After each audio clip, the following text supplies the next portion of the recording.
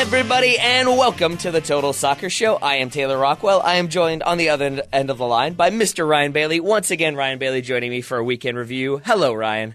Hello, Tay-Tay. Thank you for having me. And I'm going to struggle to keep up with that energy you just brought to that intro. Wow. You've had some coffee. I think I'm trying to. I have a Coca-Cola Zero in front of me, and I have a water in front of me this time. But I have had my coffee. Yes, it's because Daryl is so good at doing the intro that whenever I have to do it, we usually get a that's good, but not good enough. So I try to bring the energy max level whenever I'm doing it nowadays. That's just reminding me of a small memory. I'm a Diet Coke man myself, but Coke Zero is what they have in Brazil. So when I was there for the World Cup, my only thing I knew how to say in Portuguese, which is not really Portuguese, is Coca Zero. Coca Zero. There you go. That's the first thing I learned to say in Turkish when we were living there was Bir tane cola light lütfen, which was one piece of Diet Coke, please, is how you have to order beverages. That makes sense, right? You don't want more than one piece, I don't think. No, of course not. You only want the one piece of a beverage at all times. But aside from ordering poorly in foreign languages, Ryan is with me to talk about a variety of things from this past weekend. We're going to talk the possible new manager at Real Madrid. We're going to talk what happened to Jack Grealish from a Birmingham City fan and what's going on there. Some Major League Soccer, some Bundesliga. But first, we're going to start with the Premier League. Arsenal beating Manchester United 2-0 on Sunday. Me, as a Man United fan, didn't love that game, although there were still things to enjoy. Ryan, what were your takeaways from that game? Did you find it enjoyable to watch as a neutral? I did think it was enjoyable to watch. Yeah, not quite as enjoyable as the old Keane Vieira days when it was competing for the Premier League trophy. It's the Arsene Wenger trophy on competition here, isn't it, for fourth place? And it's Arsenal advantage there. Got the leapfrog United with this win. I wasn't expecting Arsenal to get a result here, to be honest, going on form and going on Ole Gunnar Solskjaer never ever losing away games. But full credit to Arsenal. I think it was a really good performance, and poor old Ole Gunnar Solskjaer. I think his career's ruined now, isn't it? I mean, that's it. He looked slightly sad on the sidelines at the end of the game. So yeah, I think that's probably it for him. He should just move on. I did have a friend of mine who is a Man United fan unless Huddersfield are playing, and then he's a Huddersfield fan. What? It's like he said. Yeah, I think he's a Huddersfield fan, but because they are not often in the Premier League, I think he was a Premier League Man United supporter. But now, yesterday when I was speaking to him, his name is Pav. Hi, Pav, if you're listening. He was just saying I think you guys there's a chance that they're going to regret all the effort they put into that PSG win because now if they don't qualify for the Champions League, it doesn't really work out in the long run. But I feel like most United fans are still happy with the PSG comeback and will take a loss where they looked okay against Arsenal. Did they use up all their positive karma in that PSG game? I mean, they went for the same kind of thing, didn't they? A 4-4-2 like they did against PSG. Throwing on a bunch of kids at the end was like the last shake of the dice to try and get it back. And it didn't work this time around. But I don't know. Do you want to talk about those goals? How about that De Gea performance? I do, because I am conflicted on that one. The commentators at the time were pretty critical of David De Gea. Alan Shearer in the post-match was talking basically about how he should have done better, how he should have gotten set. I am inclined to say that it's a pretty weird shot. It definitely looks like it's going the direction David De Gea initially steps. Then it swerves back. It's well hit, I think, from Xhaka. I don't think that's luck. I think there's just how hard he hit that ball. But I am wondering, what did you think of that one? Because maybe that's my De Gea loyalties seeping in. I think I'm on similar lines to you, Tay-Tay. I think we know that Xhaka's got a really... the casual Tay-Tay. I'm just dropping it. Is that or T-Rock? What do you prefer? Tay-Tay's fine. Tay-Tay's fine. Very well. Xhaka, we know he's got a pretty good shot from outside the box. We've seen him a few times score some absolute bangers. This wasn't a banger by any chance, but I think you're right. I think there is some technique in there. And I kind of equate this from De Gea to being sent the wrong way by a penalty, almost, in that... Well, it's not like that because it was from a lot longer out and he should have longer reaction time, to be fair. But we know that De Gea's got a poorer record of shots outside the box, conceded 6 from outside the box this season alone. I don't think he can blame the wind, Jurgen Klopp style, because it's a fairly enclosed stadium, the Emirates. I don't think it was that much wind going on in there. So when you look at the... by the way, the NBC coverage with that De Gea vision, where they did sort of the fisheye view of what De Gea could see from that shot, it was pretty clear. He could see where Xhaka was. Yeah. So I think on the one hand, you've got to blame him for not doing better. But the other hand, at worst, I think it was just a footing error. He got caught out being sent the wrong way, basically. I would agree with that, because it did look to me like he maybe thought, oh, it's kind of a driven shot, but it's easily savable. That's fine, and maybe just kind of took his foot off the gas just a little bit in expecting it to go where he thought it did, and then when it swerved back, it's really difficult to go from like 50% preparedness to 100% preparedness that fast. Yeah, so story of my life. Yeah, there we go. See? So I think maybe that does factor into it. But it's interesting that you bring up the long shot thing, because obviously, like, going back to when he first signed for Manchester United, I think it was in the Community Shield, he gets beat pretty laughably from distance. And it was this thing of like teams early on trying to shoot from distance against him as much as possible, because it felt like that was his vulnerability. And I kind of thought that had gone away. So to hear that he's conceded 6 from distance is not the number that I would have expected. Yeah, I know, and it does remind you of the time when De Gea did join United, and he was, in all reports, a massive flop. All the papers wanted him to go. There was reports he'd be sold back to Madrid, one of the Madrid clubs, and I think that was back in the time when he was stealing donuts from Tesco. I don't know if you remember that story. Oh, yeah. As you do. He's come a long way. I think he pays for his own donuts now and generally handles things a lot better. But I don't know. I'm not gonna hang him out for this one, to be honest. I think it looked to me like he was more angry with himself for the second goal, for giving up the penalty, or for conceding the penalty, rather, conceding the goal, that is, not necessarily the foul. Because I think it felt like one of those where he thought, oh, he's going to do that same run-up he does, he's going to hit it low, I should just stand my ground, and then like thought himself out of it, because when he dives left and it goes exactly where he'd been standing, you can see him just get up and get really, really angry, more so than I think he was in the first goal. And so that to me felt like one that he'll maybe be more frustrated with the second goal rather than the first. I think basically, yeah, he should be, because Aubameyang did exactly the same thing he did the week before against Tottenham, didn't he? I mean, the difference being that Lloris didn't make the move. I think I'll give a lot of credit to Aubameyang for that, having the balls to do that twice in a row, having missed the first one. Basically, I think that's brilliant to be able to do that, and it's a cheeky penalty, wasn't it? But I think, De Gea's right to be annoyed by that too at the same time. And then I think probably also slightly annoyed because United fans and United players claiming that was not a penalty. Although it seems like that was more muted. It seems like the PSG result has kind of kept people in a more happy state. So in like a lot of the post-match stuff I saw, I didn't see quite so much fuming about that decision. Where do you come down on that one? Was it a penalty on Lacazette by Fred? I think given the past week or so, including events in Paris, United fans are the last ones who should be complaining about a penalty being given against them, frankly. But, I see that as just Fred knocking the opponent off the ball. I think it's a penalty to me. I think it's fair, reasonably clear cut for me.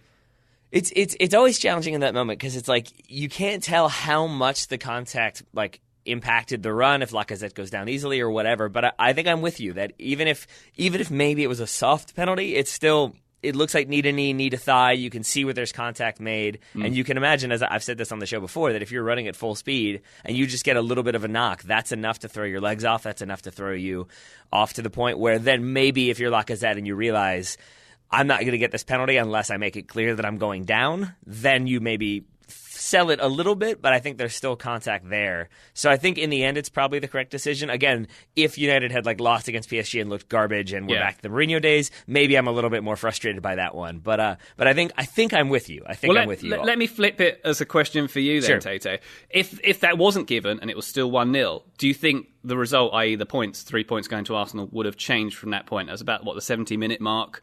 The stats were pretty even between the two sides, about 50% possession each. Both had 14 shots at the end of the day.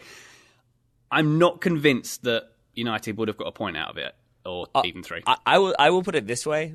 I watched a decent amount of soccer this weekend, but Sunday I was playing 2 games, so I wanted to have some family time, take the dogs for a walk time, so my wife didn't have to. When at halftime, I turned the game off and took the dogs for a walk, because it felt to me like, they're not going to pull this one back, which is not a thing I often do, but it felt to me like one of those games where once Lukaku misses a few of the chances he missed, once Rashford misses a couple of those chances, you can see them start to get in their heads a little bit, and Lukaku especially. You could just see him taking an extra touch or thinking a little bit longer, and especially on the one when Rashford plays in Lukaku and he tries to take 2 touches really quickly and then ends up getting the shot blocked. That right there was very indicative of the way I think the day was going to go. That United were just sort of thinking a bit more and sort of aware that things maybe weren't going their way. And once you're hoping things turn around, you're no longer kind of playing out of instinct. You're now hoping and thinking and ruminating on what's going on. And I think if you then look at the whole team, it did feel like that was kind of across the board what United were doing. So I think you're absolutely right that even if that penalty doesn't get given, I have a feeling it ends 1-0. Yeah, and I was going to mention that Lukaku chance you just mentioned there. That was one of the moments where it felt like the tugboat turning, taking all the time in the world when he could have reeled off something a bit quicker. But that was, more closer to the Lukaku we know and love, that performance in general, I thought. But I'm glad also to hear that Man United got dog-walked at the same time your dogs got dog-walked. I feel like now you're just trying to twist the knife a little bit. I feel like I know what you're doing here. I would also say that United have been, I think, pretty consistently scoring more than their expected goals would indicate. Like I think in games where they've scored 3, their expected goals are like 1.1. So in this game, I think it was 1.51 for Arsenal, 2.46 for United. So I think that kind of also further illustrates the idea that like they just kind of weren't as sharp as they needed to be. And then I think flipping it around, I think it was a very strong defensive performance from Arsenal. Yes, they still gave up shooting chances, but I think because of the performance of Leno in goal, and then I think because of the sort of good defensive work, Kolasinac especially, it also felt like United weren't able to get into a kind of a comfortable rhythm inside the 18, and I think that can't be overlooked in how good Arsenal looked as a defensive unit in a way that they have certainly not at times this season. Yeah, definitely. I think it was very solid performance from Arsenal, very consistent and very indicative of how good a job Unai Emery is doing this season. Let's talk about that, shall we? Yeah.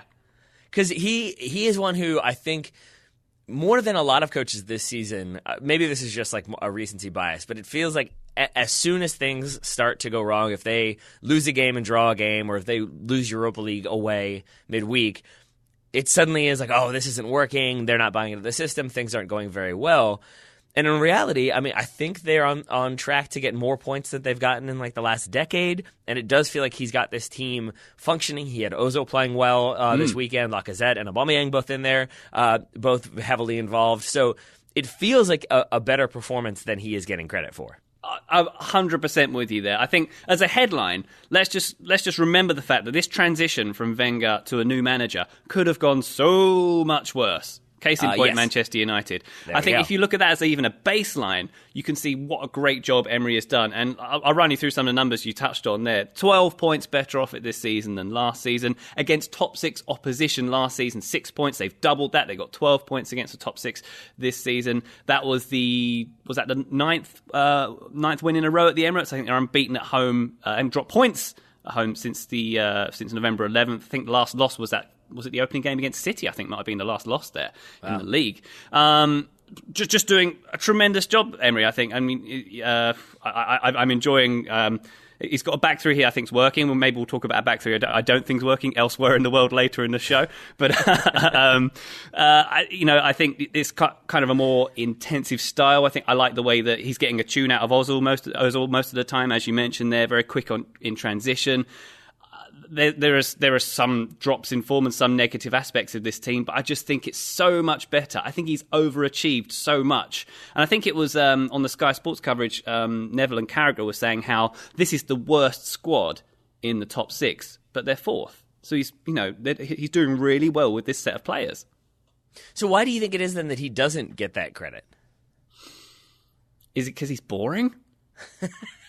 I mean, that's my instinct. That does tend to be the case, is that if tabloids can't find a way to write about you, and if you're not that sort of like engaging weirdo on the touchline or off the pitch, then it does become more of the like, is he inspiring? Like, look, not to draw those direct comparisons, but like you look at the way Claude Puel is received versus somebody like Claudio Ranieri, and it's this avuncular grandfather who's, saying weird stuff and promising pizza. Claude Puel managing on the sideline, and like you could see him trying to look angry and trying to look energized, and it just doesn't work. And I think it's really easy to write that into a players don't believe in him, hasn't really bought the club hasn't bought into him, and I think that's what papers have tried to do with Emery. But then he keeps kind of proving himself and keeping Arsenal in the top 4 where they are right now.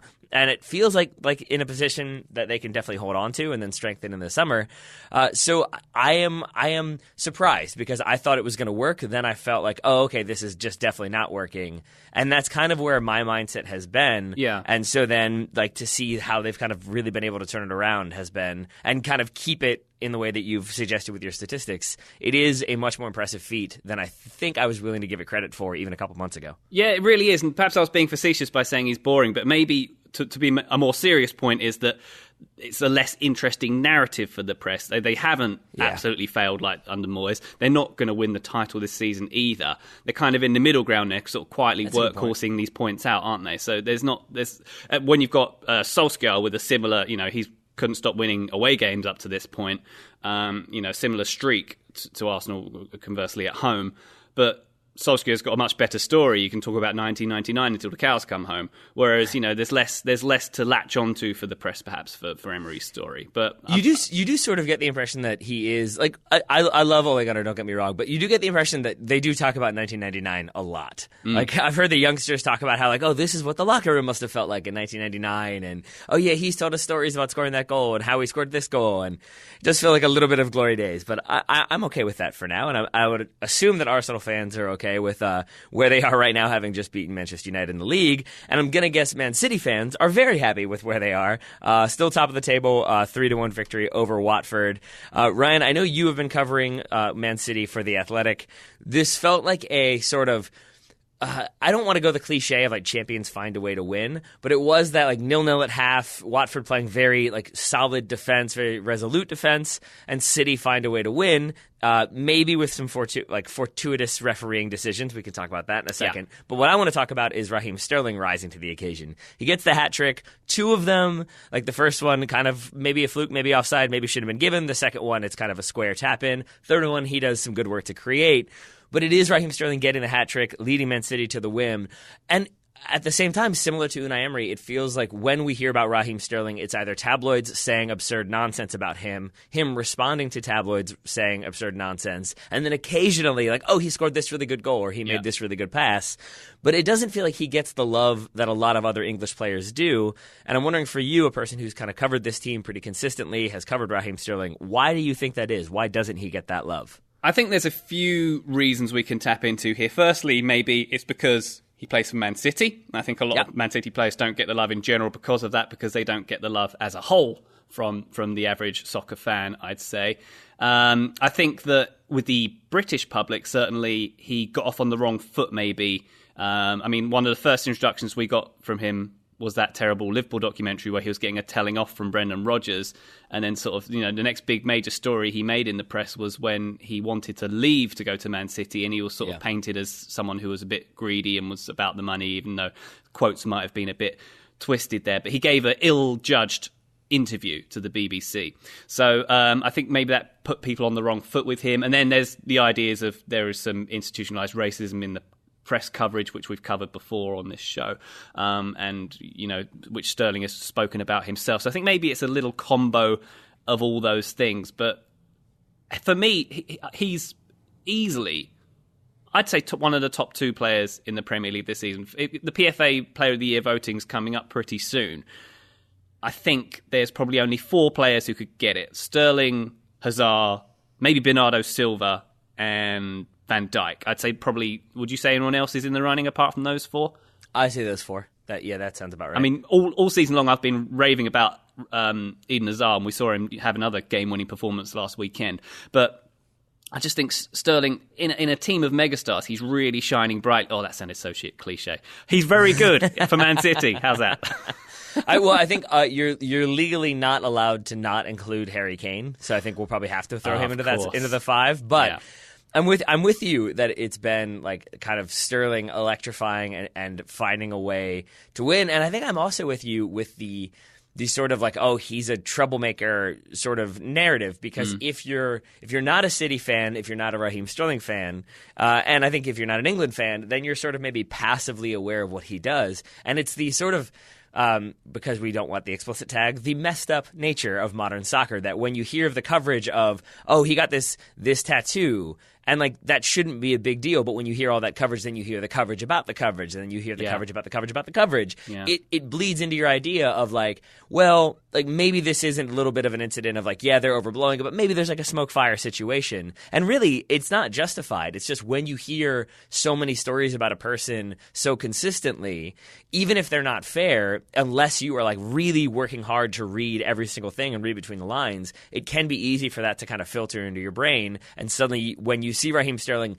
do something silly, then it becomes that like, oh, he's doing weird stuff again. Even if what he's doing is scoring a hat trick and like helping his team win, it still comes across as like, oh, he's involved in a controversial goal. Like that would be Raheem Sterling, and that doesn't really make any sense. But it's the way like coverage bleeds into the narrative, which is pretty unfortunate because, as you said, I think it's either Sterling or Virgil van Dijk for Player of the Year for me. Yeah, I'd be inclined to. Hazard, I think, definitely should be in the conversation at least. But yeah, I agree with you there. And it's funny what narrative or which narratives get picked up for a player like that. I mean, I don't know if you read his Players Tribune piece, Raheem Sterling, but it had me virtually in tears. He's got a really beautiful backstory. The struggle he had with his, his father was murdered when he was young, and the way his sister used to take him to training like twice a day for years, and like just the way their family operated. It's really, really, really nice story. And sort of we picture these pampered stars who've just sort of had a silver spoon in their mouths from having this God-given talent from when they were small children, but he's had to work really hard to get where he's been, basically. And I think that it's a shame that kind of narrative gets clouded by the silly stuff and the money stuff, as we say. Much more still to come from my conversation with Ryan Bailey, where we break down as much of the weekend's action as we can, including the new manager at Real Madrid and what the future may hold there as a result. I should say the new old manager who's still kind of young, if that makes any sense. But before we get to that, I wanted to let you know that today's show is brought to you in part by Greats, our old friends over at Greats. Greats shoes have timeless designs and are handcrafted in Italy with luxury materials. So that means Greats are able to sell premium quality sneakers at a fair price. For example, the Greats Royale, inspired by a classic silhouette, is updated and upgraded for the modern man and woman. I can attest to that. That is the shoe that I usually wear from Greats. I am not wearing it today. It's the first time in a while I haven't been wearing Greats when we record. That's because I coach Monday mornings and then Monday afternoons.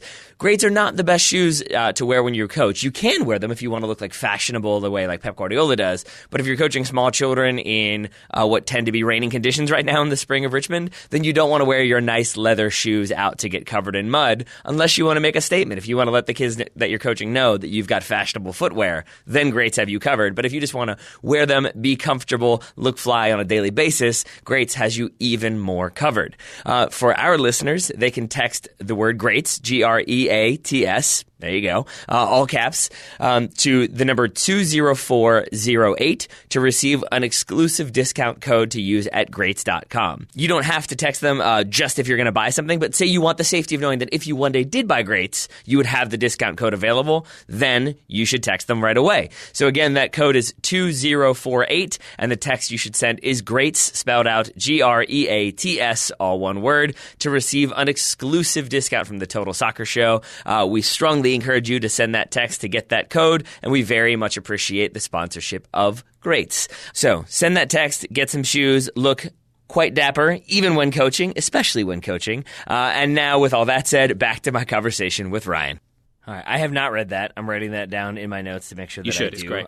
If I can find it, I will include a link to it in today's show notes, if I remember. But before we move on from City, I wanted to talk about that first goal because initially goal goes in, flag goes up, offside, goal disallowed. Correct. Then the referees have a conversation, and the goal ends up getting awarded.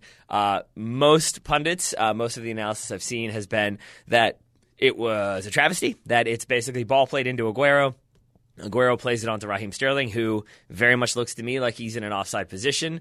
The goal eventually still given, and credit to Raheem Sterling. There is more to it, so Ryan, I'll leave it there and just ask you, what have you made of this, and where are you in terms of offside, not offside? when the officials went and had a conversation when it was ruled offside, do you think they sort of were whispering to each other, guys, the offside rule changes every 5 minutes or so? Where are we up to? Has anyone read the notes? Where do we land on this one? I mean, to be honest, can I just interject to say, kind of yes. Like, I really do think that there is so much fluidity about it, and like we find. I know this is like Premier League versus like my adult league, so don't get me wrong. Like I'm sure the referees in the Premier League are far more equipped, but you will see those moments when the referees have to sort of have a conversation with each other or explain something, or they'll have to talk to the captains at halftime and say like, hey, just so you know, this is how this rule is called now, because things do change so quickly, and they've just changed again. So I think like there is something to be said for like, wait, hold on, now is it that, or does this override that, or does this supersede that? I forget how that works. So maybe that was part of the conversation. Yeah, and I mean, I think it's a mistake because, I mean, when that happened, it was overturned. I was just sitting there thinking, that's it, I don't understand this game anymore. I don't understand offside. I don't know. I clearly don't understand the handball rule either from the PSG Man United game earlier in the week. Maybe this game isn't for me anymore.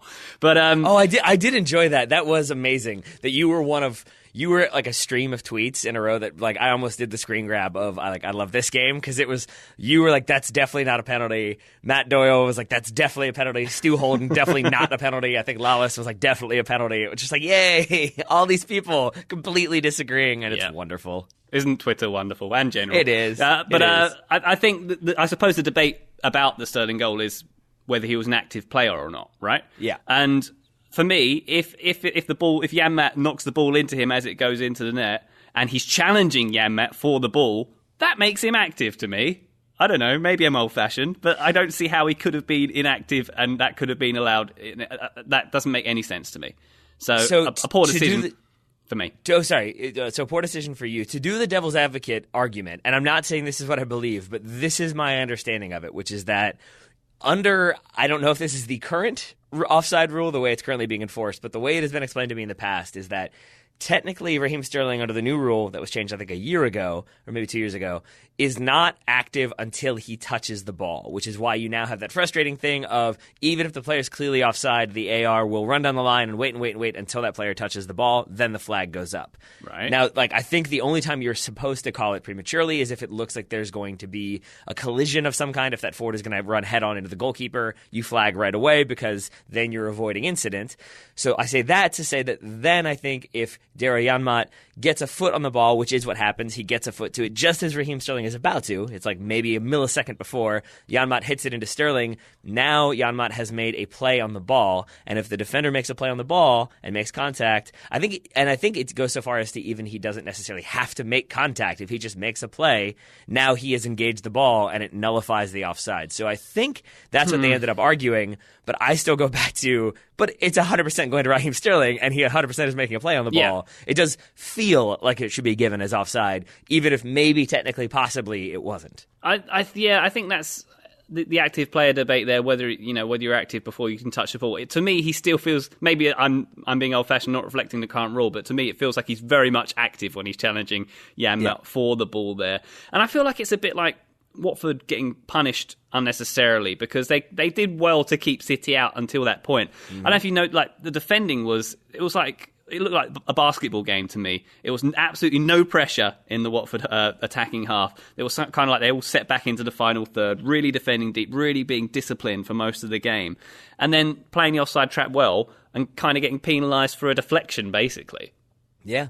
No, and I think I definitely see that, and I have sympathy for Watford because I've played in those games where if you're bunkering and your whole plan is to limit a clearly superior opponent and you're doing a good job, and then if things don't go their way, then you see what happened to Man United and they start to get frustrated and they start to miss those chances instead of maybe being a little bit more focused. But if they get that goal, if they're sort of awarded that goal, now, if you're Watford, your entire game plan has to go out the window because now you can't bunker and sit back and frustrate because they're ahead. Then you have to try to push a little bit. Things have to change. And it's no surprise to me then that City's second and third goals follow in relatively quick succession because now Watford have to change things, have to abandon what they're doing and get a little bit more proactive. That leaves them more vulnerable. And so I'm with you that it feels like that but that situation doubly punishes them because not only is it a goal, but now they have to really try to go out there and compete with Man City going like toe-to-toe. And that's never really a thing you want to do. Yeah, and it's a big debate, isn't it, whether it made a difference to how the rest of the game played out. I mean, you look at, say, like the Frank Lampard World Cup ghost goal, if that had been given, how much that would have changed the rest of the game. I suppose you could make a relatively similar argument for this as well. But to give credit to City as well, this is another game in which basically it was a narrow win, apart from when the floodgates opened up. And they've done the last 2 wins of the West Ham and Bournemouth have been pretty similar as well. And I think certainly in those West Ham and Bournemouth games, the scoreline kind of belied how dominant they were. I mean, this was another one where they had all the possession, as I say, pushing Watford right back every single time. And I think the stat here, in the opening half, Watford had 6 passes in the final third. And that's sort of similar to the Bournemouth game, where Bournemouth didn't have a shot on target for the whole game. The way that City are just absolutely dominating opponents right now. They've got so much momentum here, and I'm still tipping them to take this all the way. And that makes sense to me, especially given the table right now. City, top of the table, 74 points. Liverpool, second with 73. Tottenham and Chelsea both dropping points. So Tottenham still third, 1 point ahead of Arsenal in fourth place, who are 2 points ahead of Manchester United. There's your very brief table rundown. I think it probably makes sense here instead of maybe going abroad. Let's stay in England. Let's talk about a more frustrating, anger-inducing, kind of terrible situation that happened this weekend in the Championship. Jack Grealish playing in one of the Birmingham derbies. I forget if they all have different names, because you've got, 4 West Midlands teams who this is the all big kind of one, hate each other? This is the big one, though. Villa at Birmingham. Jack Grealish scores the winner, but before he scores the winner, he gets assaulted, punched in the face, or punched in the back of the head, sucker punched, it's worth adding, by a pitch invader who has since, Paul Mitchell is his name, 10-year stadium ban, 14 weeks in prison. And it was sort of insane to me, not just that he was able to get on the field, but that he was able to get on the field so quickly and really went right after Jack Grealish. I know he pled afterwards, or his lawyer said he it was one of those mental lapses or whatever, and he doesn't even know why he did it. He was going on to kind of G up the crowd, and instead he ended up punching a person, which is not fine, but okay, if that you want that to be your defense, but that quickly could just have easily has been, as many players have pointed out, he went on the field to get everybody excited, and then he accidentally stabbed somebody. It is that is the where that could have gone, and given that then what you had is Chris Smalling get shoved as well this weekend. I feel like there have been other pitch invasion issues this season. Is it a more common thing, or is it happening more often, or is it just something that maybe we're more aware of given the sort of heightened emotional situations of the day? I think both. I think we're more aware of it, and it is definitely happening more. For starters, let's just say this guy is an absolute coward, running on and punching someone from behind. How pathetic do you have to be to do that? And let's not forget, by the way, this was at Birmingham Stadium. So when he does attack him, he gets a cheer from the crowd. It's a partisan atmosphere. And later on, when Grealish celebrates his goal, one of the Birmingham employed stewards shoved and kicked him and was pulled away by police himself. So that's the kind of atmosphere in which the game's happening. That's the kind of atmosphere in which a fan was allowed to run onto the field.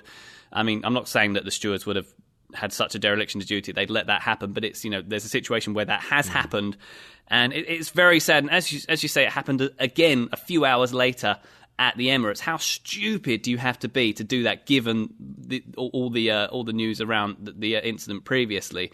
But I don't know. It's a really sad state of affairs today. That I think we are seeing more of it. I've just counted through sort of the incidents we've seen this season. I mean, in the past few weeks, there's been glass bottles thrown onto the field in Scotland. We've had bananas thrown at Aubameyang by Spurs fans. We had the racial abuse of Raheem Sterling. That was at Chelsea earlier in the season. We've seen anti-Semitic chanting. We've had the hooligan fights, that Millwall and Everton thing where they were fighting outside the stadium. We've had some more racist behaviour going on. It seems like it's a bit indicative of where the country and perhaps the West is at the moment. It's an angrier place. It's a more divided place. Jonathan Wilson wrote a good piece for Sports Illustrated yesterday in which he kind of echoed that sentiment and saying how hate crime has doubled in the past 5 years, and how maybe that sort of thing is bleeding onto the field. And it wasn't so long ago, it was the 1980s, when hooliganism was a big problem in Britain, and it seems like there's stepping stones, very troubling stepping stones towards that kind of thing happening again. And there was fences up all around this stadia in the UK to stop fans coming onto the field. And since they came down post Hillsborough, there's been sort of a tacit agreement that fans don't go on the field and they don't do things like that. But that agreement's been ripped up now, hasn't it?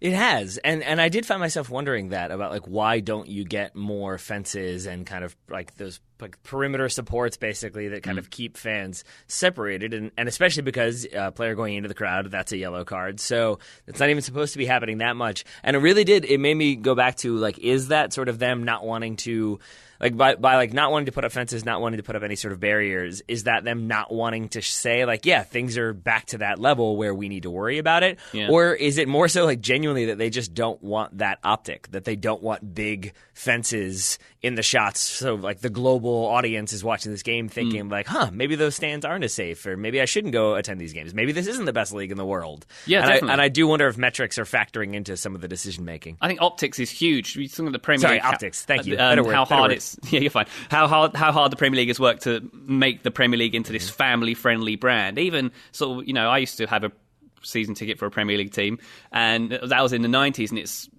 it's so much more sanitized these days than it was then.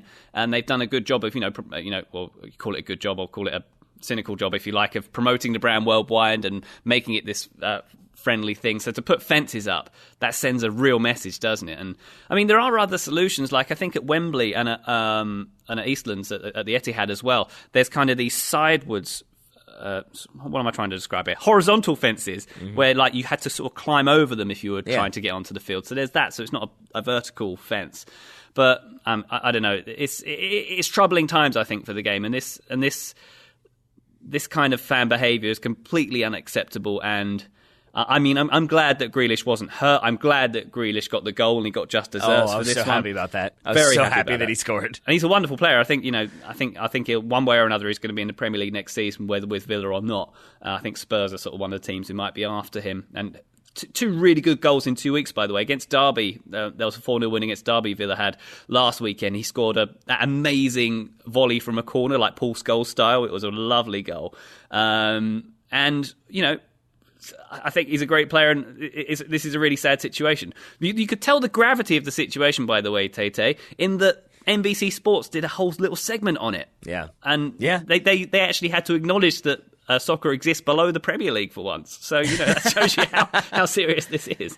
I will say I personally feel like their coverage has been really good. They had the conversation between Rebecca Lowe and Robbie Earle earlier, which I think was about when Raheem Sterling was getting the racist abuse from the Chelsea fans. Maybe it was also the banana incident. But like, their willingness to have those conversations, I think Rebecca Lowe is especially good at sort of asking the guiding questions, because I think it's a very emotional situation for Robbie Earle, not surprisingly. Yeah. But I do appreciate that they kind of take that time to delve into some of those issues. I'm hoping the FA or whomever is required takes an equally like aggressive and strong stance and really punishes Birmingham City, because I do think, while I'm not always necessarily for like over-the-top punishment, I do think that if you want to make it clear this isn't acceptable, and if you do this again, there's going to be repercussions. Yeah. To have them play behind closed doors or forfeit points, I don't think that that's necessarily the worst thing, because I think you've really got to send a message, because as we've already been talking about, it does feel like it's getting to be a bigger and bigger issue,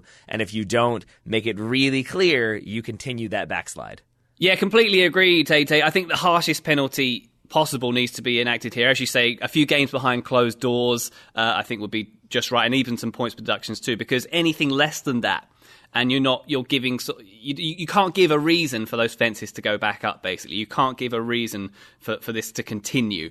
So the fans need the strongest possible message for this not to happen again. You can't, you have to remember, as I said earlier, there was a cheer went up around the ground when Grealish got punched there. You can't let that be the presiding feeling in an environment like that. Would that be sad for you as an English fan? Like, does it carry that weight of if fences went back up, would it be a sign that things aren't okay? Because to me, I don't know. I mean, I guess maybe we don't have those in American sports either, so maybe it would be a bigger deal. But it just feels like, yeah, okay, like we got to put these things up now because it's required. But for you, having experienced this before and having seen stadiums without them, would it be a pretty big bummer to have the like fencing go back up? Yeah, definitely. I mean, once again, you have to remember that not that long ago, the sport in England was a very different thing. It was when Margaret Thatcher was Prime Minister, it was like she very much sneered and looked down upon soccer fans, whereas, politically that wouldn't be done now at all. A very different kind of crowd went there. When I started going to games in the early 90s with my dad, he had to wait till I was a certain age, A, because of the swearing that you hear so much, and B, because, it had a reputation of not being the safest thing in the world. And you've got to remember, there were incidents in the 80s, Liverpool fans were so poorly behaved, they got all English sides banned from Europe for several seasons. After the Heysel disaster in the European Cup final against Juventus. And there were many more domestic incidents like that as well. I mean, there are dark days behind us, and it's very troubling that they could return. And when you look at society as a whole and how divided and partisan we are, not just in the UK, but, it's a similar political situation happening here too, you get a bit concerned. Yeah, absolutely. So I appreciate your willingness to talk about it, because I'm sure it's not the most fun to have to. Anytime you're faced with that, really, we're going back to this. It's never the best feeling. So we watch this game to have fun and to entertain us and to escape, don't we? Yeah. So when it comes back to this kind of thing, it is a bit depressing. How much of this do you think would be remedied if Jack Grealish would just wear his shin pads the way a normal player does? Do you think that would right all the world's ills if he actually wore proper shin pads? I think probably so. I think the low-strung shin pads, that's a thing we have to get over. If he and Tom Davies form a coalition for large shin pads, then I'll maybe we'll see some action happening, yeah. And does his haircut bother you, by the way, that Peaky Blinders haircut? How do you feel about that? I mean, I look to my athletes to have the weird haircuts to kind of continue. See, I never realized that, with fashion shows, which are super over the top and some of the fashion looks ridiculous, that's meant to be more representative of the style that will become more common, not necessarily the actual wardrobe. I think of the same things with footballers' haircuts, that they're way over the top, but they show you that, short on the sides, maybe a little bit taller in the back or longer in the back with some design in there. Yeah, maybe that's the way we're going, and I think that's the look that you should go for now, Ryan. Oh, I agree. I should be a trailblazer just like Jack Grealish. I'm growing out as we speak. I think you are. I guess not a trailblazer would be Florentino Perez, because we're going to go to Real Madrid now, in the sense that he is appointed... Thank you, my friend. He's appointed 2 managers. Now they've appointed a third, and this time it's a familiar name. It's Zinedine Zidane. As of today, they have confirmed, Real Madrid have confirmed that Santiago Solari has been dismissed, although Real Madrid appreciate the work done by him. I'm sure they do. But the board of directors has agreed to appoint Zinedine Zidane. He will take over for the remainder of the season and the next 3 until June 30th of 2022. I thought maybe there was a chance they would go back after Zidane. Last week they were linked with, I believe, 17 different managers, something like that. Ryan, were you surprised that it ends up being Zidane and that it ends up being Zidane this quickly? Yeah, I mean, Tim Sherwood's still available. How did this happen? I don't get it. I mean, in all seriousness, I think... when I saw this break, I thought it was very strange. Why would Zidane come back to the dumpster fire? Why would he not keep his legacy intact? He left sort of at the, drop the mic at the best possible time. But then the more I thought about it, the more I think it's actually one of the smartest things he could do to come back. He's had this nice sort of break where he can sort of collect his thoughts and get back his head back together. He returns a hero to the club who are... Yep. At a low point, so he can't. He's got a free role in the next few games. There's nothing to play for the rest of this season. He's got no expectations, so he's got that going for him. And then probably in the summer, if he stays on, presumably he's going to stay on because he's got the contract. That doesn't mean much though. He's going to have a bit of money to rebuild. There could be Hazards, Mbappe's, Icardi's, even some Lewandowski's poking their head in at the Bernabeu. So he's in a good position to build from this point because, they're at a low point right now. So I think it's actually quite a good move. And if I was a Real Madrid fan, I'd be pretty happy because that bullet with Jose Mourinho written on it has been dodged pretty good. Yeah, that made zero sense to me. I don't see how you watch United this season and think... Yeah, that's what we need. A little bit of that right now. That should calm everything down. It's just his name, isn't it? It's all they wanted was a big name. That's all Mourinho brings at this point, surely. I mean, we saw the way that he left Madrid last time, falling out with all the players and not achieving any of the goals in terms of the Champions League. I mean, it would be a terrible mistake, I think, to bring Mourinho back and to have Mourinho any big club right now. I don't think he'd do an amazing job, but I think Zidane could work well. I agree with you on both fronts, and I think you bring up the way Mourinho left Madrid the first time, and I think it's important to contrast that with the way Zidane left, because it to me is the equivalent of a head chef leaving because he's not allowed to cook the meals he wants or isn't being the ingredients he wants, and then that 5-star Michelin restaurant becoming horribly reviewed and getting the worst reviews ever, and they're about to close, and now they bring that head chef back. And everybody loved that head chef, and he was a very good cook, except now he's being told, okay, well, you've got to do whatever you can do to save this restaurant. We will give you anything you want. And I really think that's the position he finds himself in, is sort of, he proved that I'll walk away and you all won't do very well. I think Ronaldo probably a big part of that. But now suddenly they're in a position where, as you said, nothing really to compete for. Yes, they want to stay in the Champions League spots. Yes, they would like to try to push Barcelona for a title challenge, but that feels like a very difficult task at this point. So for Zidane to come in, he's basically saying, like, look, this is the position you were in because you didn't back me. Now, if I'm going to retake it, you have to back me. Yeah. And I have a feeling we are going to see a massive spending spree, as you already alluded to. Yeah. I saw some people referencing 2009, in the summer of 2009. That would be when Madrid brought in Ronaldo, Kaká, Benzema, Xabi Alonso, Raúl Albiol, Alvaro Negredo, Arbeloa, all brought in that summer. I think there were a few more in there too. And I'm guessing we see something like that this time around as well. Yeah, I mean, funds for bidding, I think, yeah, definitely. And I mean, to continue your chef analogy, I think it works, but the one problem is when Chef Zidane returns to his restaurant and he sees the main meal on the menu is still Gareth Bale. That's when there's going to be a problem, isn't it? Because as we are led to believe, he left. One of the reasons he left, certainly, is that he wanted to sell Bale and keep Ronaldo, and Florentino Perez went and did the old switcheroo. So it's to be a fly on the wall when Zidane comes back for the first time into a room with Bale in it. Yeah. Who is already, as we know, not Mr. Popular in the Spanish capital right now. I would love to see what happens there. Francesc Aguilar, Spanish reporter, said, I think was one of the first ones to discuss the move, said, Florentino has accepted all that Zizou has asked for, which is not little. There will be a velvet revolution. Little by little, Zidane will turn the team around with surprises. Did you say a velvet revolution? Yes, and I don't know what to make Prince of that. Would say. It does, and I like the idea of Prince, were he still around, as Zidane's assistant. I feel like he'd get people motivated. But I think when they say what Zizou has asked for, which is not little, I have to believe that involves Gareth Bale. Because I think, to your point, that was a player that didn't fit with what he wanted. He kind of felt like this is a player we can get rid of, we can bring in, we can kind of reinforce, and we will be in a stronger spot. And I think that he wasn't backed is part of the reason why Zidane is gone. That he has come back, it either means that he has come around and thinks, never mind, Gareth Bale can be this important building block, or more likely he has been told, yeah, okay, we'll try to get rid of him. Yeah. Then we go back to the issue that you and I discussed, I believe, last week of salary and what Madrid will do. I feel like they may just end up having to eat a huge chunk of his salary to make that happen. Yes. But again, I think that's what Aguilar is saying when he says his requests were not little. I think that's probably the type of thing that he's going to demand. Yeah, and I think if it is bad news for Vale, which it almost certainly will be, it's good news for Vinicius. Obviously, he's dodged a bullet of a Mourinho-type manager coming in and not having any faith in youth and casting him aside, as he has done with many other promising young players. So that's a good thing too. I think if I was a Madrid fan, I'd feel pretty positive about things going forward here. My one other question that really did come to mind right away is going back to Bale, Ronaldo. There were definitely moves that happened that I don't think Zidane was too thrilled about, or when he heard about them didn't necessarily embrace. And I don't know if I'm correct in saying this, but I have a gut feeling that one of those was Thibaut Courtois being brought in because they had a more than capable goalkeeper in place, and Keylor Navas could have continued to play for them. And that's another one where I'm curious to see how that shakes out if we end up with a Jesper Cillessen, Ter Stegen situation where one plays one competition, one plays the other.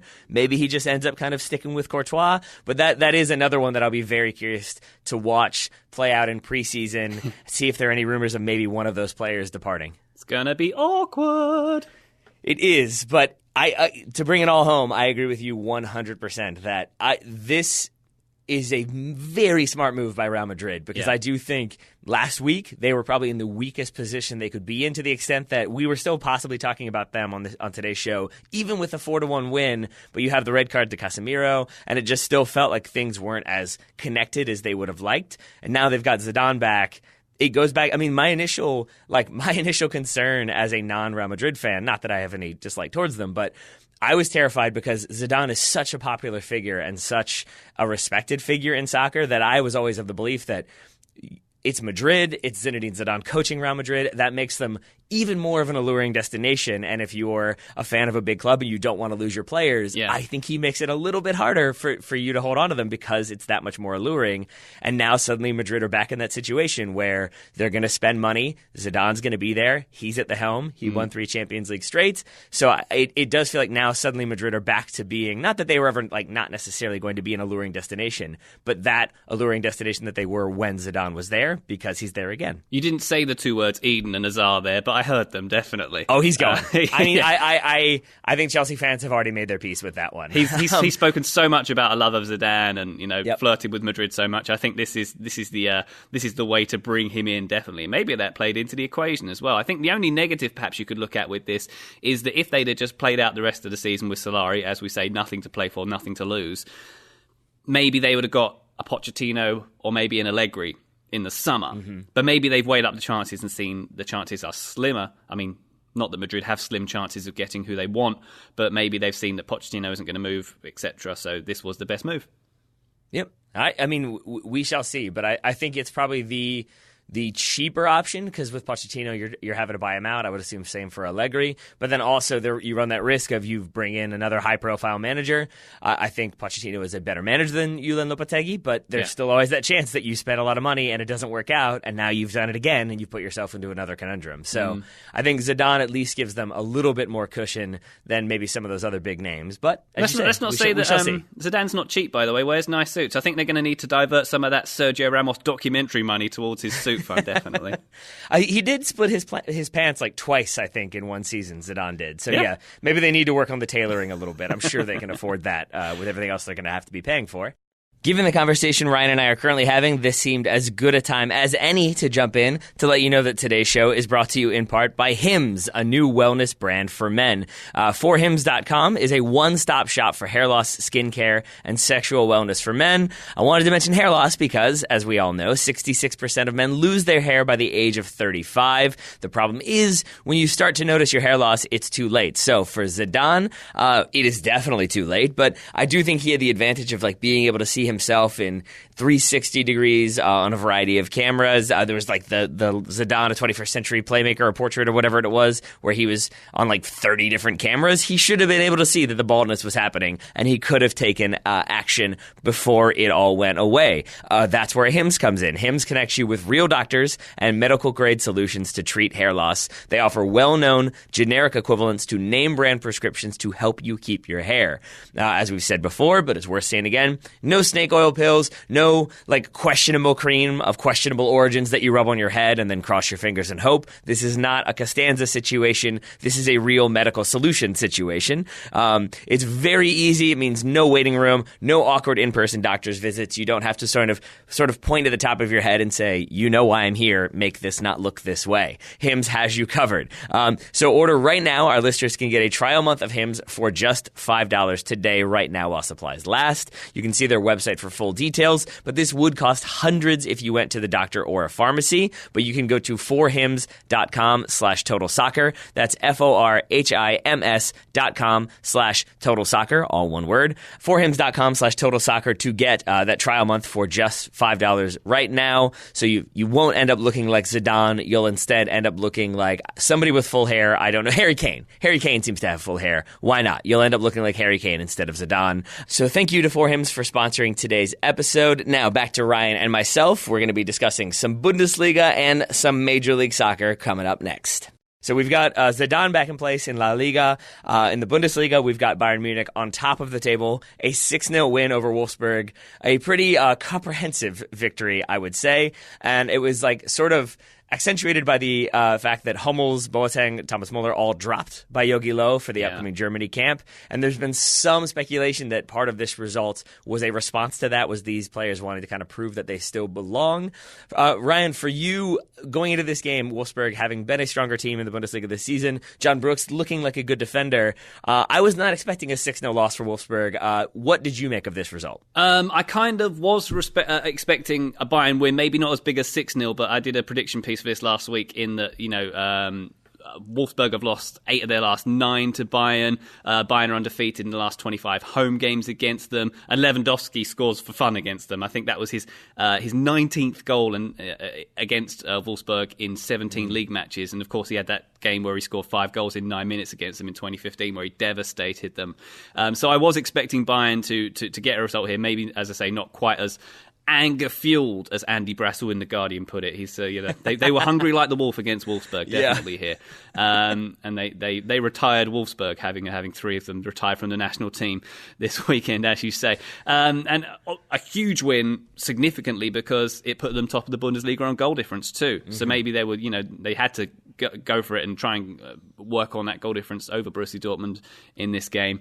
I think what I'm so impressed with Bayern is how good they've been in the Rückrunde, how good they've been since Christmas. It seems like they're really playing for Niko Kovac, where it wasn't necessarily gelling as much in the first half of the season. If I was a Liverpool fan, I'd be mighty worried about that second leg.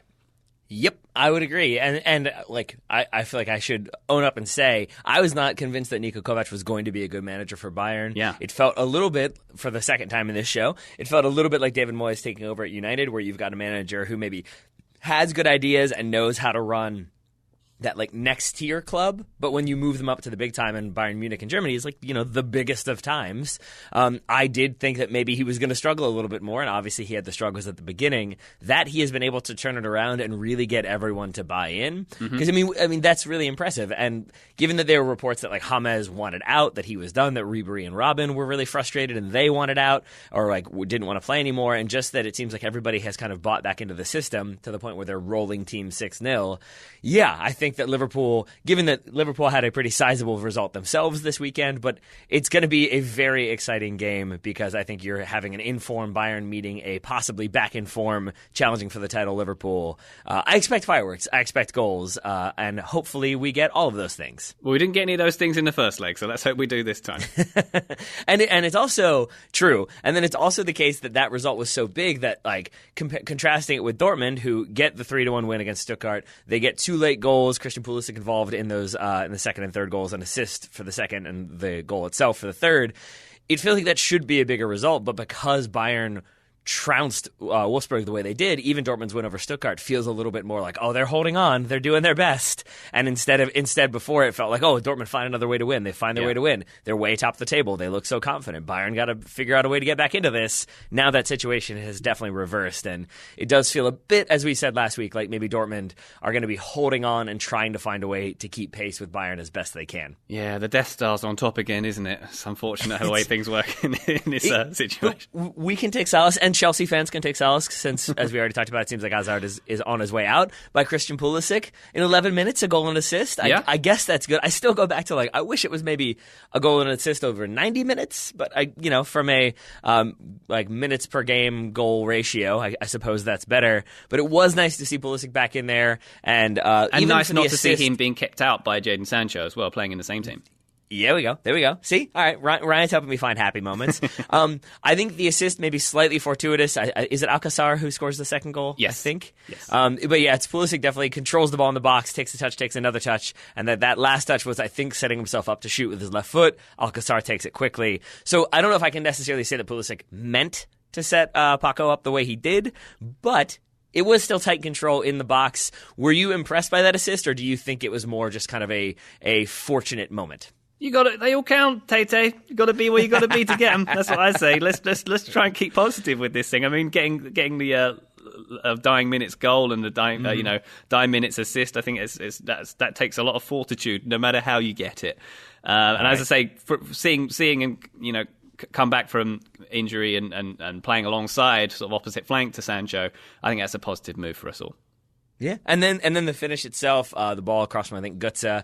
Pulisic hits with the instep. It goes back behind him and into the far post, which is pretty impressive, given that I wasn't even sure that angle existed. And I think there would be that temptation to try to hit that ball as hard as you can, so that he went for skill and craft over power. I appreciate that as well. I'm not sure the goalkeeper did, but me, a Christian Pulisic America supporter, enjoyed it quite a bit. Yeah, and definitely, I think I enjoyed this quote that Andy Brassel included in his look at this game as well, saying that Dortmund were thankful that Stuttgart weren't more powerful in front of goal. Nico Gonzalez, they said ZDF said that they were glad he was nicht ein Hurricane.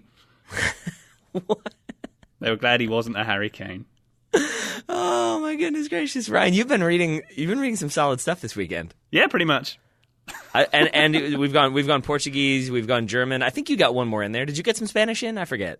There's always time. Let's keep going. There's always time. Well, as you said, it all counts if you get the goal or the assist. That's what matters. Unfortunately for Hannover, they did not get the goal, or the first goal they needed. They ended up losing 2-1. But this has to be one of the most absurd non-goals I've seen in a while. Can you talk us through it? Yeah. So.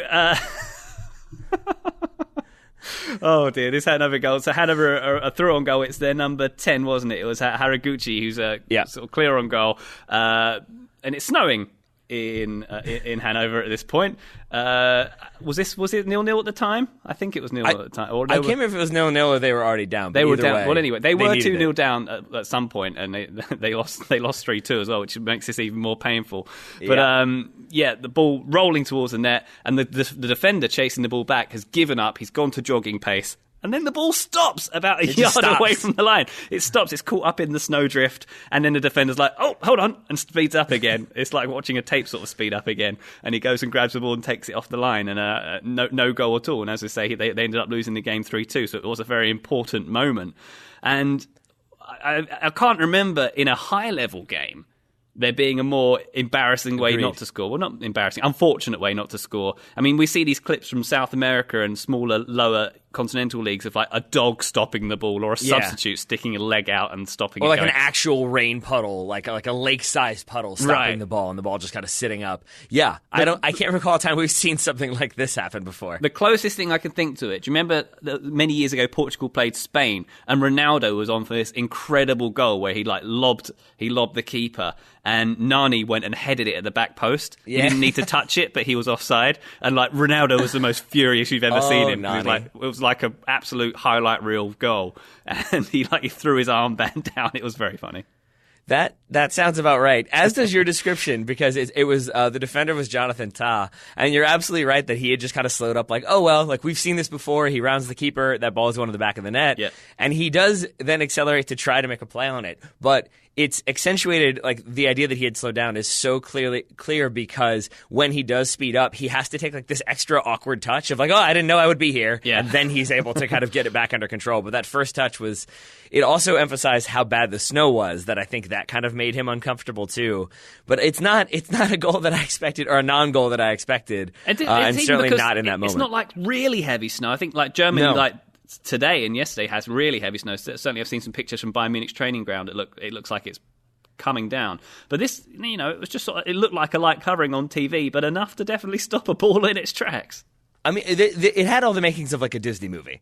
We had an Angels in the Outfield sort of situation where some imaginary force clearly did that on purpose, which I don't know if that means that Leverkusen are favored, or maybe the universe just isn't on board for Hannover to have nice things. That the Angels in the Outfield said, no bueno. There's your Spanish, Tete. There we go. Well, here's my other way of connecting things. If that had happened to Atlanta United this weekend, and that were the reason why they weren't able to get all 3 points against FC Cincinnati, would Mercedes-Benz, would that stadium have just burnt to the ground? I don't know how fans would have reacted to that given the way things have been going.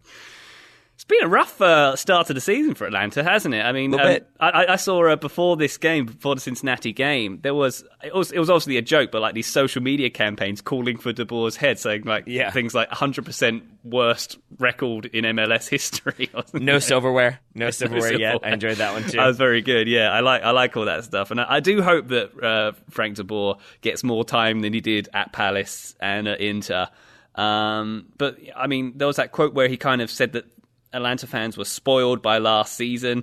It's kind of saying, that's not a good look. A kind of blaming the fans for your own team's shortcomings, and B kind of saying, you had it good last year. Just settle for this crap for now, why don't you? Please. Is that okay? Is that okay? I also enjoyed one of his quotes. I thought you would appreciate this. Was he said, because at when the full-time whistle went, the crowd booed. I think he said, there's no reason to boo the players, or the fans shouldn't be booing the players. And the resounding response to that was, we weren't booing the players, Frank. And then the one little comment I saw was... Tate, were they saying boo or boo wreck?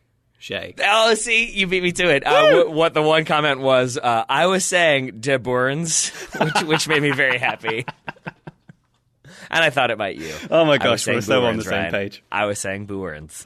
So where are you then on the, like, I've seen some Atlanta fans really kind of losing their minds about this result and about the way things have been so far. And you alluded to it earlier with that 3-4-3. Where are you in terms of, is this like Frank de Boer just isn't going to get it right? Is it just the system isn't working? Should fans have more patience? Should they be sort of as upset as they are? They should definitely have more patience because he's not. I don't think he's going anywhere anytime soon. That's for sure. Whether he has to change his system or not, I mean, we've seen back threes work well. We've seen it work well. Arsenal, in certain occasion, we certainly saw Chelsea did all right with it, and they did all right with it fairly quickly when they won the league with it. But this one, I mean, I just watching space of this game where you see you got the back three, and then you got the two holding players in front of them, and then this kind of giant patch of nothing before Jose Martinez. Mm-hmm. And I'm worried there's I don't know, it doesn't feel like it's the most full formation for this team, if that makes any sense whatsoever. And I mean, I think that it's clear Atlanta having a bit more trouble in the final third. Perhaps that's related to Almiron not being around anymore and the nature of the players they've got in that final third now. And also probably a bit due to the system. But I don't know. One thing I will say, Taylor, is the Cincinnati goal. Yeah, the defending, like that back three, they're in this tiny little. I mean, it's 3-on-3 when it's a lovely through ball that comes through, but like there's three Cincinnati attacking players who are nicely spread out. All three of them are on for the pass, whereas the three Atlanta defenders are kind of bunched together like school kids, and it's like that is not working. That's poor defending, and that's that we can blame that on the system, we can blame that on the players, but that was pretty poor the way they conceded that goal, I thought. I would agree, and I would say that like it's doubly so because when I first saw the highlight of it, and it's Kenny Saif playing in Lama, and it looks on like the way they cut the initial highlight as though it's just Kenny Saif with acres of space, and so right there I was like, oh, he's like no one's stepping to him, there's no pressure on him. When you watch the highlight and go back a little bit further, there is I can't remember if it's Gressel or if it's Remedy, but he's definitely. Saif is in a like 50-50 challenge and basically wins that one, then gets that space to then play that ball. And there's still pressure on him when he makes the ball as well from another player. Yeah, but to me that's somehow even worse because it's not just that everybody is kind of switching off and then Saif has all this time to pick his spot. It's that sort of the defense switched off because there was a diffusion of responsibility and, oh, he's under pressure. He probably won't be able to play that ball. Genuinely, I don't mean this to be offensive, but like I genuinely wondered if there was an element of like, it's Cincinnati. They're an expansion team. They don't have much of an offense. We don't even need to worry about it. And then you're right. Then just the spacing didn't make any sense. The marking obviously pretty much non-existent, and that's why that goal is able to happen because it's an amazing ball from Kenny Saif, but it's a little bit of pressure, making everybody else, I feel like, just kind of switch off, and then that ball is on. So it's a great goal. I'm sure Atlanta fans won't love that, but I think Cincinnati fans will be more than pleased to get that point against Atlanta, which is not a thing I think they would have expected a week ago at this point. And I think I didn't watch the Monterrey game, but it's a similar situation is that they switch off and don't sort of hold concentration for the whole 90. And I wonder if that's going to be a theme because it's kind of happened here too, hasn't it? Where, haven't held on till the end. But as you say, they're full credit to Cincinnati for the way they played. Well, a real easy for me to say, a real baptism of fire in the MLS, getting these two big road games against two really big sides. So they've got so much momentum going into their home opener coming up next weekend. I think that's going to be great. And I think I'm pleased that they've shown they can hold their own against the big boys so far in this league. It going back to Atlanta, though, because I would agree with you on Cincinnati, but for Atlanta, this will be hopefully my last Manchester United reference. We'll see how it goes. But it does remind me of United under, forgot his name, angry old man. Louis van Gaal? Thank you. That was a mental lapse there. Who announced his? That's true. That's very true. Announced his retirement from coaching today. But I remember back when he was complaining about how the season had been derailed because Luke Shaw was injured, and how if we can't have our left back, that's our pivotal attacker. And similarly, I've heard De Boer talk about how he wants to build around like an attacking player on the left in Breck Shea, possibly if it's George Bello at times, then it is, and then Remedy as well. But now you're looking at your left back and defensive midfielder to be your sort of playmakers and creators and your sort of creative players in that system.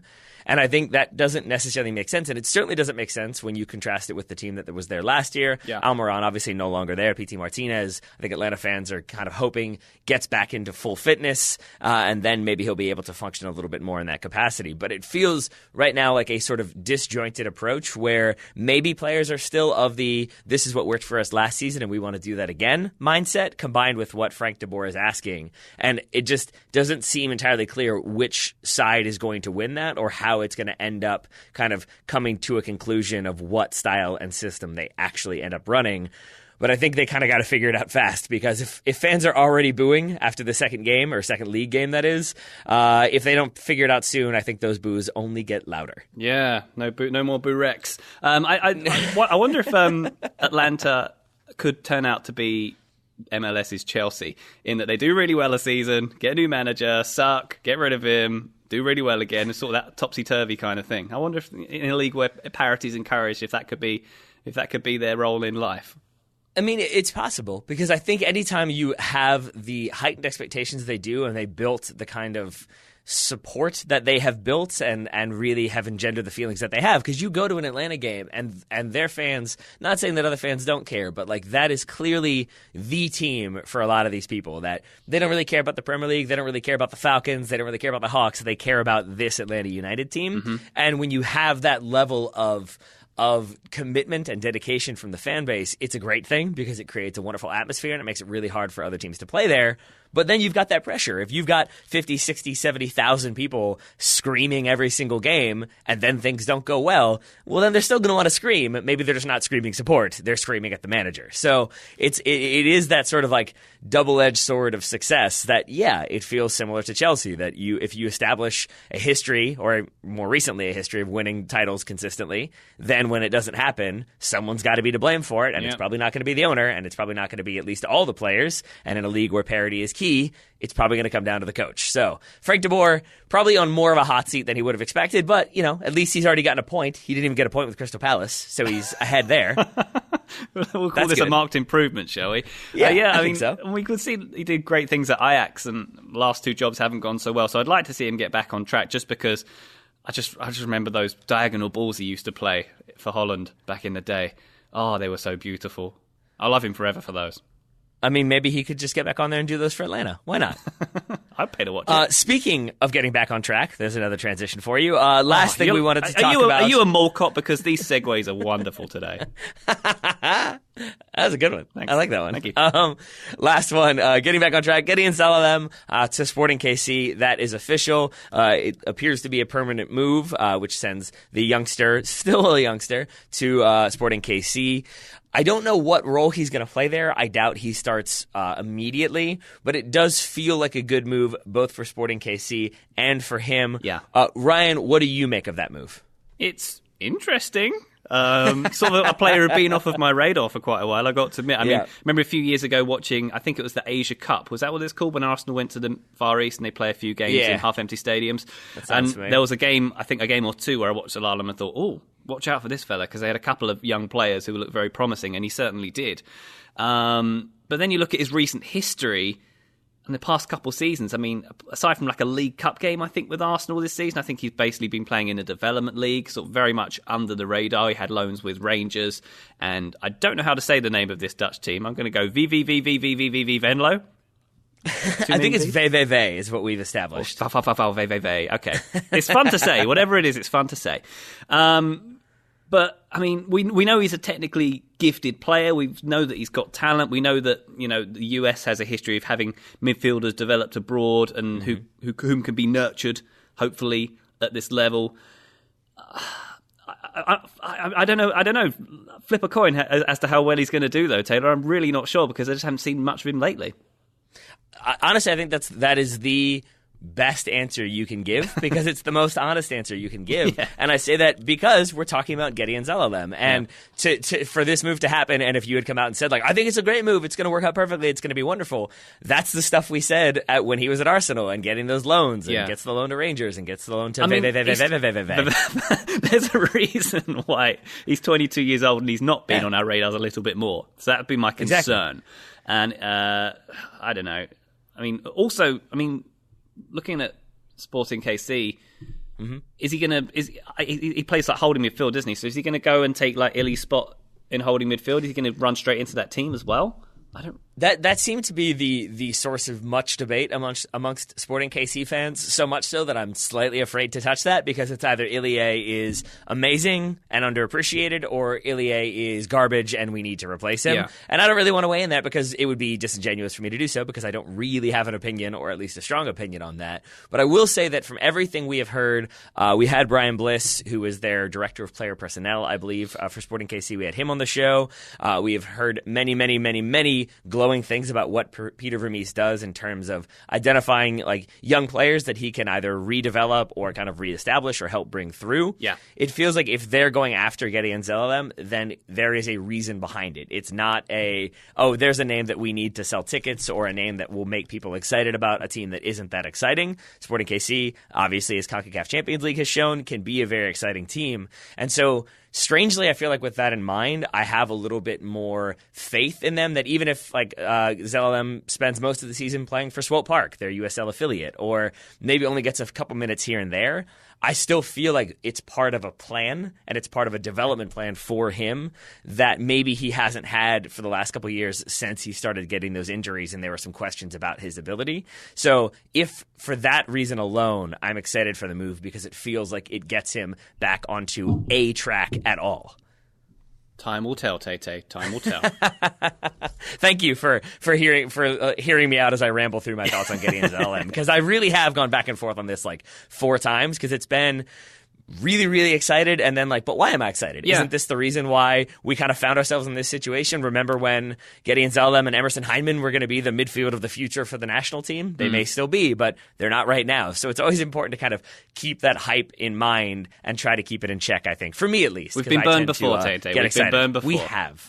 We have. Is there a player in your mind, U.S. national, English, whatever, is there a player that you feel like you had really high expectations of, or you thought was definitely going to be good, and then it didn't pay out and you felt a little bit burned? Yeah, I think the big one was Bernard for Brazil, who now is wound up back in the Premier League. But there was this point where I thought he's going to be literally player like Ballon d'Or winner, and I was convinced of it. And then he sort of faded into Shakhtar Donetsk nothingness, which I thought was disappointing. Do you remember Gabriel Obertan? Yeah. Remember who that is? Yeah. That would be mine. That was I just one of love the Fergie's idea best signings, wasn't he? Oh, of course. The man who can only run in straight lines. Yeah. He was one who I was like, this guy, definitely. I was all about him, having seen nothing about him. And I remember I went to a preseason game and was talking to like people who write about Manchester United full time and saying, like, trust me, this guy's going to be good. And I probably am remembered, if at all, as that American guy who thought he knew stuff. Wah, wah. So there we are. Exactly. So I'm glad we both have experience with that one, so we can at least try to keep expectations a little bit limited. But I never have limited expectations when it comes to Ryan Bailey being on the Total Soccer Show, because it's always a very good time. I always appreciate the energy and glee, happiness, joy you bring to recording, which can be difficult given that we're recording over Skype. So I appreciate that energy and enthusiasm, and your willingness to be researched as well. Thank you for all those things, Ryan Bailey. Always a pleasure, never a chore. Thank you. Well, that's good to know, because I do believe we will have Ryan back next week for another weekend review. Daryl will be back doing chemo on Thursday. So Ryan, I think, going to be filling in once again on the Monday show, if that works for you. I know St. Paddy's Day is Sunday. I'm hoping you'll be good to go come Monday. There might be some ambient noise in the background, like glasses clinking and stuff, but we'll see. Perfect. All right. Well, until then, Ryan, thank you again for taking the time to talk to me today. My pleasure.